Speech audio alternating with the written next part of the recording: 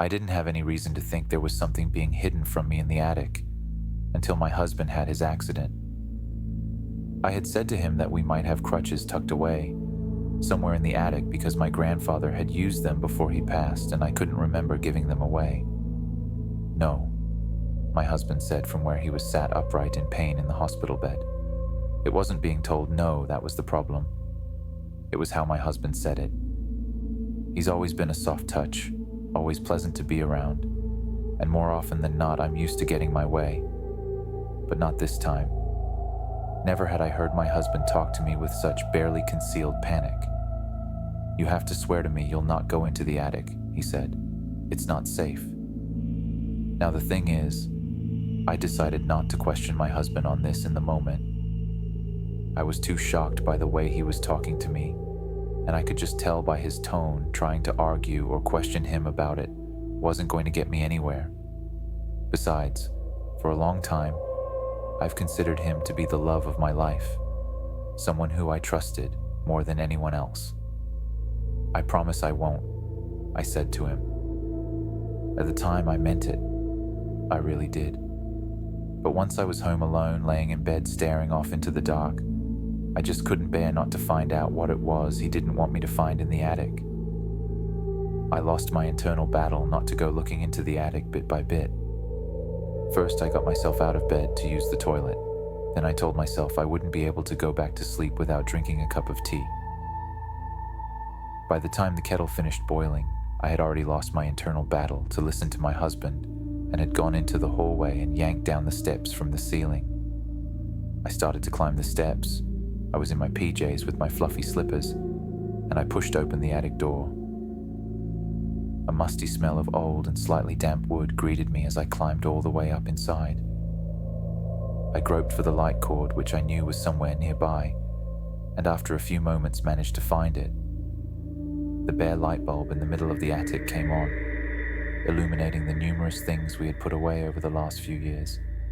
It had never occurred to me until that evening how insistent my husband had been that he be the one to go up into the attic and not me.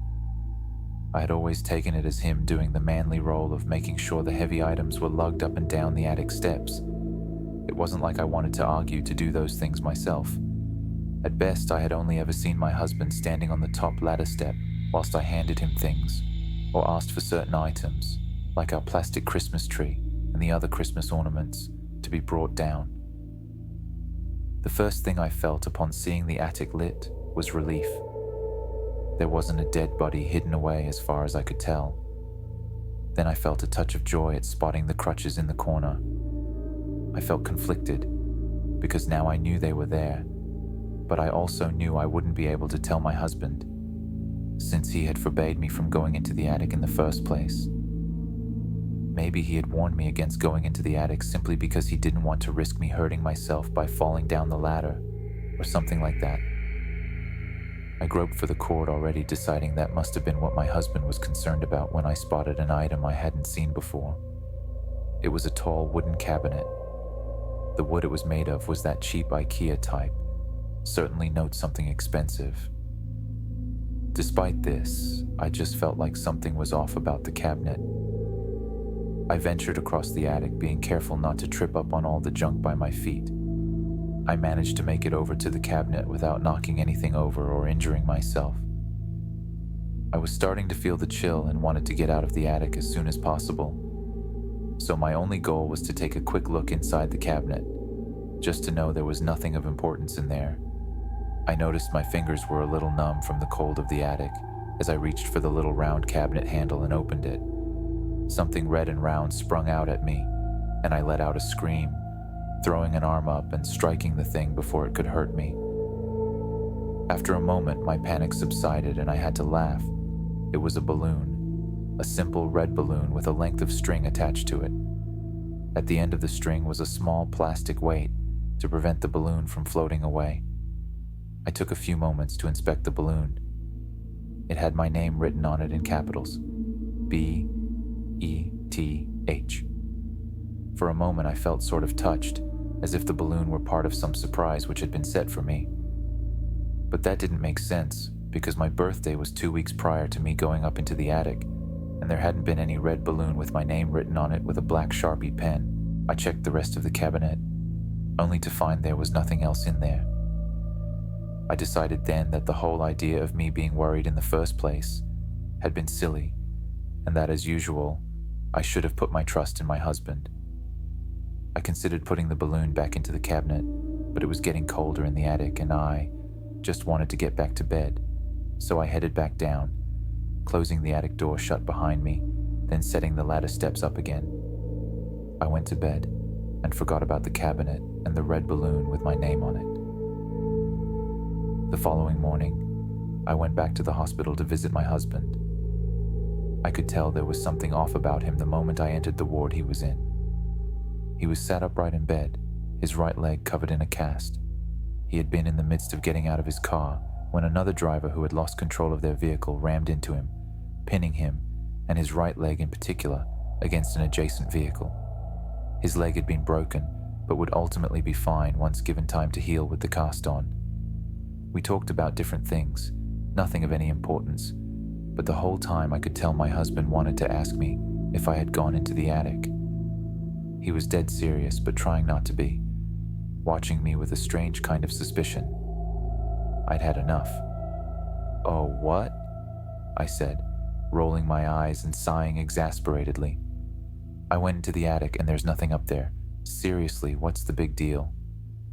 "You what?" he said, his eyes widening and his face reddening. He wasn't just angry, he was panicking. He was afraid. I started to doubt myself. "Dean," I said, "please, you're scaring me." "It's okay," he said. "What did you do whilst you were up there?" I stuttered, feeling the urge to cry. "I found those crutches I mentioned before." "Is that it?" he said. "Did you do anything whilst you were up there?" I considered lying, but I just couldn't bring myself to do it. Besides, I had seen what was in the cabinet, so the worst that could happen was Dean would be a little bit mad at me for not listening to him. Or so I thought. "I found a cabinet," I said. Dean flinched as if I were stabbing a knife between his ribs and into his heart. "Please tell me you didn't open it," he said. "I opened it," I said, trying to sound angry, as if that might somehow make Dean rethink how he was talking to me and behaving. "There's just a red balloon in there with my name on it. I seriously don't—" "What did you do with it?" Dean shouted. He grabbed me and yelled at me again. "What did you do with it?" This was so sudden from Dean I didn't know whether to laugh, scream, or break into tears.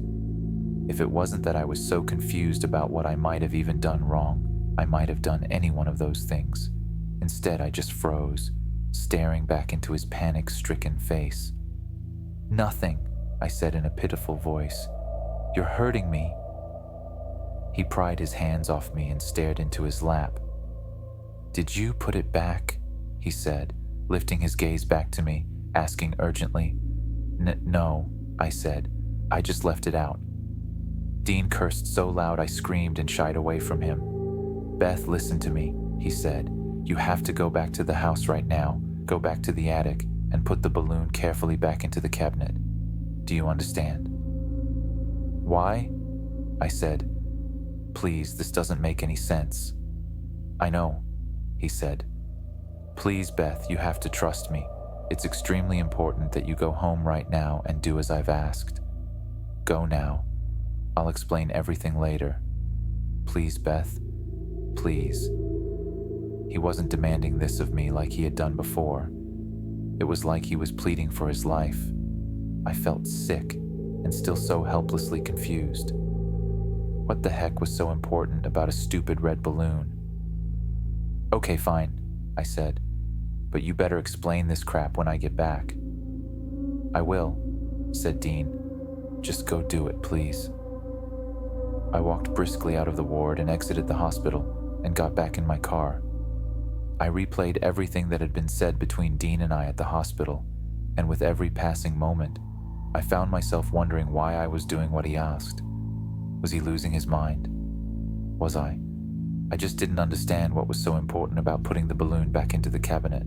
The only question that stuck in my mind on the 10-minute drive home was how the balloon had been so full of air when I had found it. Had Dean recently bought the balloon and put it into the cabinet? Or was he somehow making sure the balloon was being continually filled with helium or something, like it to make sure it always remained afloat? But then why would he do any of those things in the first place? What was the significance of any of it? My initial fear and concern I felt for Dean was only tempered by the fact that I was on a mission. I reached the front door, entered inside our home, walked up the stairs to the upstairs hallway. I reached up, doing a little jump to grip the pull-down ladder, then pulled it all the way down. Finally, I started to climb the ladder, and after pushing open the attic door, I made my way inside. I spotted the red balloon with my name on it, floating up against the attic ceiling. Looking at it, I tried to figure out what it was that was so important about it, but it was just a balloon. It felt underwhelming to take hold of the string and to guide the balloon back to the cabinet. I was about to put the balloon back inside before I stopped myself. Since I had it right in front of me, I decided I would look it over one more time just to make sure there was nothing obviously strange about it. The thing is, I have long manicured nails.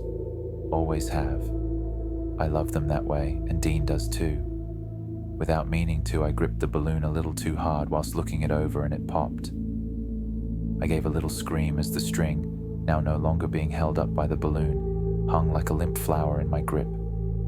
For a horrible moment, I wondered if there was something to the gas inside the balloon which was poisonous, but the air I was breathing seemed fine. In fact, nothing seemed amiss. The balloon had popped, and that was it. No big deal. The world hadn't ended. No demon had been freed from the confines of the balloon. If anything had been let loose from the balloon, now it had burst, was a renewed sense of annoyance at Dean for making me worry about what was in the attic. I put the string and the pieces of the balloon into the cabinet and closed the cabinet after. And after I did this, a horrible notion occurred to me. What if, by some strange, unknowable reason, Dean's life force was connected to the balloon? This was by far the strangest idea that had ever came into my mind, but somehow, it made an odd kind of sense. I had never seen anything supernatural in my life, and had no reason to believe in such things. But even so, the notion that the balloon by its existence was keeping something at bay, like preventing my husband's death, somehow stuck in my mind. I called him, only to notice several failed calls from him because my phone had been on silent. "Beth," he said. There was something off about his voice, but I couldn't tell what it was. It wasn't that he was panicked, more panicked than I had ever heard him in my life. It wasn't that he sounded particularly different, but there was something off that I just couldn't place. "I'm here," I said. "Did you put it back?" he said. "Yes," I lied. "It's back in the cabinet." I could hear the relieved sigh from him on the other end of the phone. "Okay," he said. "Just get out of there." "Dean, what the heck is going on?" I said. What Dean told me next was a blatant lie. I could tell right away, and I think he knew how obvious the lie was even as he told it. "I made a bet with Pete that I could keep a balloon from popping for a whole year," said Dean. "He said he'll pay me $5,000 if I can manage it." This sounded like something Dean and Pete would do, but it was so clearly a lie. "Oh, okay," I said. "That's so silly. You had me worried." Yeah, said Dean. Sorry. It's so stupid, I know. But I didn't want to lose the bet." After a brief back and forth, asking me if I was okay, and me telling him I was fine, I hung up the phone. I headed back down from the attic and closed it all up behind me. After I popped the balloon, something massive had changed. But it wasn't something I could put into words right away. It was something nearly indescribable at first. Ever since I popped the balloon by accident, a feeling of having lost something had stuck with me. It was a feeling I had known before, back when my parents had died a decade before in a freak accident. A nasty, hollowed out kind of feeling. I tried to keep myself busy around the house for the remainder of the day, but I found the feeling of loss was getting worse, not better. Bit by bit, I noticed I was pretending to be okay when I really wasn't. I tried watching one of my favorite reality TV shows and found I couldn't concentrate on what was happening on the show at all. I was lost in my own thoughts, questioning the worsening sense of dread taking hold of me with every passing moment. It was as if someone had put a bear trap around my heart and was squeezing it tight to make sure each sharp edge were puncturing deeper, carving up the muscle and drawing ever more blood from the tender flesh, trying to beat despite the fatal wounds inflicted on it. I slipped off the couch and found myself gasping for air. I could hardly breathe and I was panicking so bad I was sure I was going to have a heart attack. The living room and the entire world around me seemed to fade into an obscure mist as I struggled to keep air moving in and out of my lungs. A guttural kind of whine choked out of my throat, as if I had forgotten how to breathe entirely. Strange spots like static from an old TV showered around my field of vision before everything went dark. When I woke, the daylight outside had been replaced by a black veil, and I could hear my mobile phone buzzing on the carpet.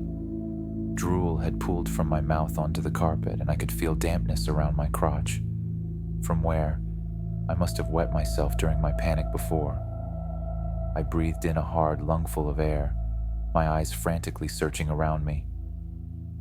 After a few minutes, I managed to have the sense of self to sit upright, the living room swaying some as I situated my back against the sofa. I spotted my phone. There were 30 missed calls from Dean. Just reading his name on the screen elicited a fresh wave of panic in me, and I found myself retching until a string of bile dribbled from my mouth onto the carpet. Each time I looked at Dean's name on the phone, a fresh bout of retching took hold of me. What was wrong with me? What was happening? Please, I thought. Please, whatever is causing this, make it stop.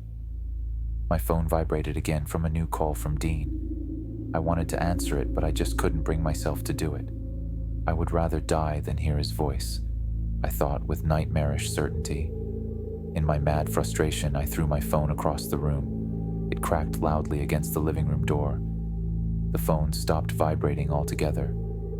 Stark, quiet reality lingered in the living room. How had my life taken such a drastic turn?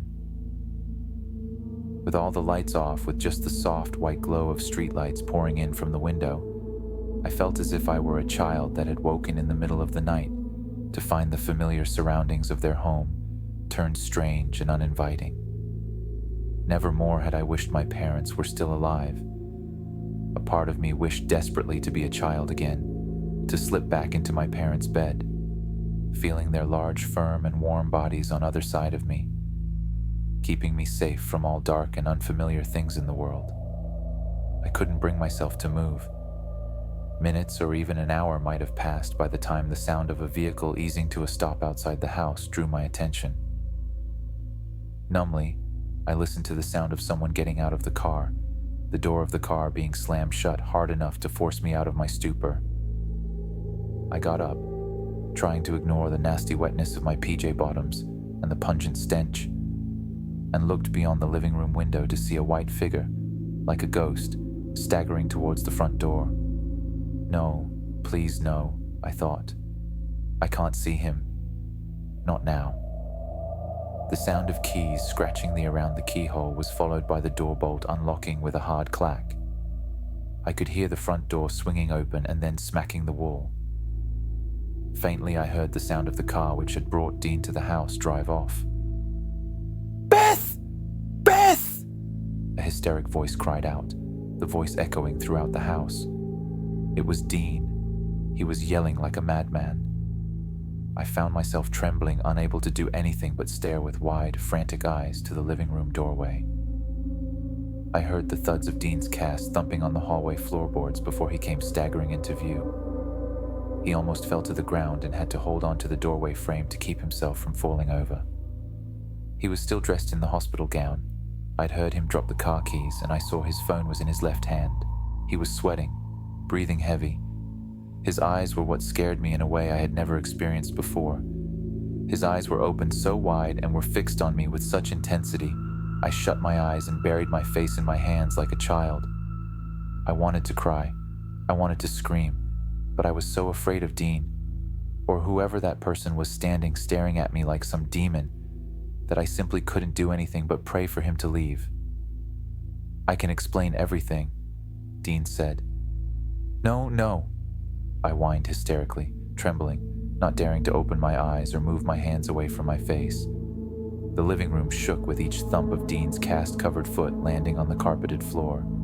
Each step grew louder, closer, until I felt Dean's hand touch my upper back. When I tell you I have never felt something so dreadful in all my life, I am not exaggerating one bit. I would rather death itself touch me than feel Dean's touch on any part of me ever again. My skin didn't crawl, it didn't convulse.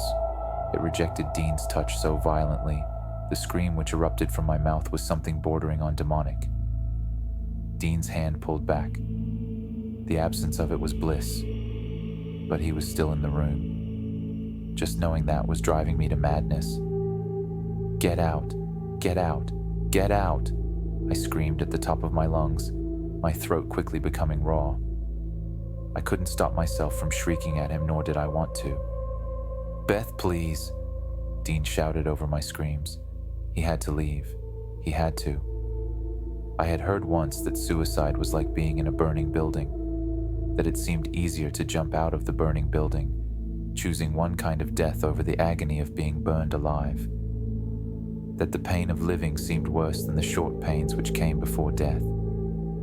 I understood this analogy perfectly in this moment. The pain, the sheer awful reality of knowing that man existed right there in front of me, was worse than the threat of burning alive. The solution to my problem came to me in an instant. If I could have, I would have clawed my own throat out with my nails. But I knew they wouldn't be sharp enough to do what needed to be done. I shot up and screamed in terror as I ran around him, shying away from him. My ears burned at the sound of his pleading for me to come back. Every millisecond of the sound of his voice fading away was like a terrible weight being lifted from my aching back, as if the very sound of his voice were somehow making my bones brittle and weak. I reached the kitchen and found the cutlery drawer and retrieved what I came for, a sharp knife. The agonizing sound of him entering the kitchen followed. I closed my eyes and put the knife to my throat, feeling the tip of it drawing blood. "What are you doing?" he cried. "Leave or I'll do it," I screeched. In my madness, I chanced opening my eyes just a little to look at him. The shadowy white glow of him obscured by my eyelashes was enough to make me want to keel over and vomit. I dug the knife deeper into my neck. Death was better than one more second of knowing he was there. Several thumps followed in rapid succession. I felt the warmth of my blood spilling down my neck. It wasn't something I wanted. I've always hated the sight of blood. I'm used to crying when I get splinters. But it didn't matter because the whole world might as well be burning if it meant he was somewhere in it. There was silence. I opened my eyes. He was gone. The front door wide open, framing the street outside. I stood watching the doorway with the knife at my neck for several minutes, my hand trembling, before I let myself slink down onto the tiled kitchen floor. It's been 2 hours, and he hasn't returned. I have the knife ready if he does. I don't know what to do. Help.